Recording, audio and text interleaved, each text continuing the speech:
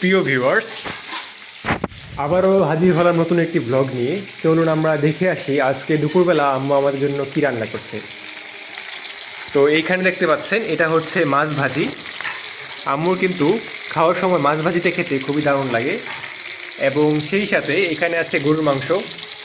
দেখতে পাচ্ছেন কত সুন্দর হয়েছে গরুর মাংসটা। গরুর মাংসের মধ্যে এরকম বড় বড় আলু দিলে আমার কিন্তু খেতে খুব দারুণ লাগে এবং এটা আমার খুবই প্রিয়। আজকে কিন্তু বাইরে বেশ ভালো রোদুজ্জ্বল একটা দিন এবং বাইরের আবহাওয়াটাও খুব সুন্দর। সেই সাথে দেখতে পাচ্ছেন এখানে কিন্তু আমাদের যে বিড়ালটা আছে সে ওয়েট করছে খাওয়ার জন্য। এবং গরুর মাংসের সাথে আমাদের এখানে আম্মু আরও আয়োজন করেছে, সেটা হচ্ছে মিষ্টি লাউ দিয়ে চিংড়ি মাছ, যেটা আমার খুব পছন্দের একটা তরকারি। আর এটা হচ্ছে করলা ভাজি। করলা ভাজি মেইনলি পুষ্টির জন্য খাওয়া হয়।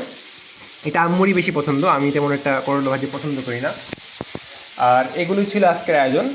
আর এখানে দেখতে পাচ্ছেন আম্মু জলপাইয়ের আচার বানাচ্ছে। আচারটা এখনও কমপ্লিট হয়নি। তো মোটামুটি এই ছিল আজকে দুপুরের আয়োজন। অবশ্যই কমেন্ট করে জানাবেন কেমন লাগলো আজকের ব্লগটি। তো আমরা এখন ইনশাল্লাহ খেতে বসবো। সকলে ভালো থাকবেন।